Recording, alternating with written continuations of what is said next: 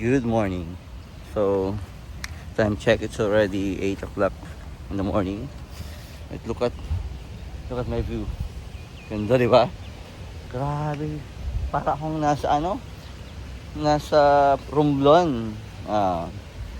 Pakita ko sa inyo. Look at this. No. Kain nyo, meron ditong batis.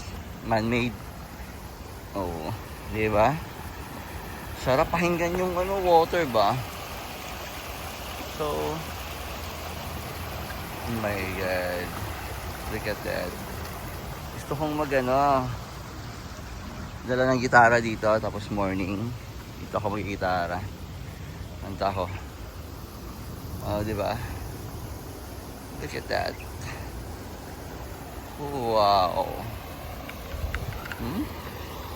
Oh, sarap. Ang sarap pakinggan ng yung ng water.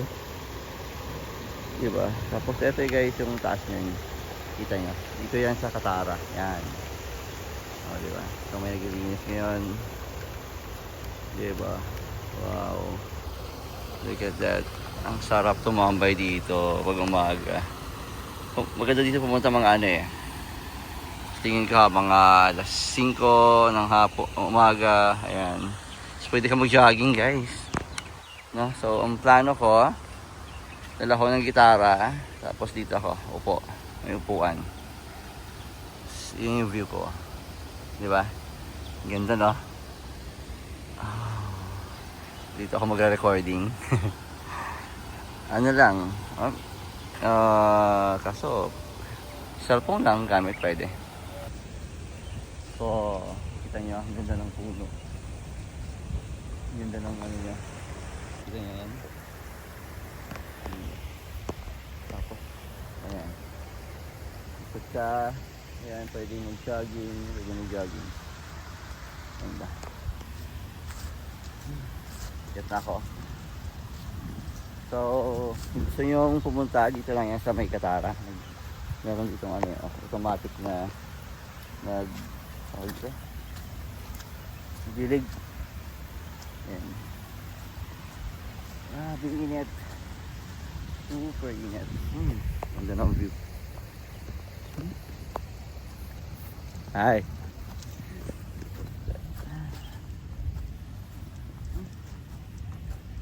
Ito yung mga hilig ko pa naman. Tapos may mga ibon pa. Ganda. Wow. Medyo matarik lang pahon. So ito siya. Pahon. So yun nga guys, pumunta kami dito para mag picture taking sa Tadira kasi nga birthday niya ngayon. First birthday niya. So ayun, dito kami sa Katara kung saan napakaganda ang view. Sa inyong makikita niyo naman, talagang napakaganda ng pagkagawa nila ito. Man-made siya pero talagang hindi mo akalaing ginawa ng tao. So ito yun, napakaganda sa inyo nakikita na.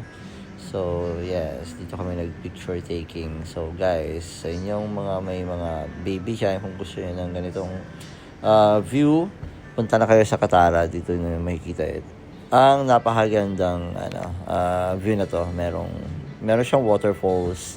At yun nga, green, tapos may mga puno, kaya napakaganda talaga dito mag-picture taking. So yun, kung may time kayo at gusto niyo ng ganitong view, dalhin niyo ang family. Pwede rin kayo tumambay dito, kasama ang family niyo. Kasama niyo lahat ng mahal niyo sa buhay. Pwede kayo mag-picnic. Kaya ngayon, ito na yung pinaka-favorite place ko dito sa Qatar. Dito ako pupunta palagi kasama ang family para spend weekend sa kanila. Happy birthday! At dadala ko ng gitara para dito magkantahan. Kita nyo naman yan, may mga ibon dito. Mahilimig kayo mga ibon. Yan, maganda yung mga puno. At yun yan, napakaganda talaga. Basta kasama mo ang family mo dito, napakaganda tumambay.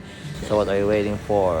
So guys, please don't forget to subscribe, hit like and share, okay? This is Shig. Thank you for watching Chup Chup Mama. I love you everyone. Yeah. What's up, world? It's your boy Shake from the Philippines.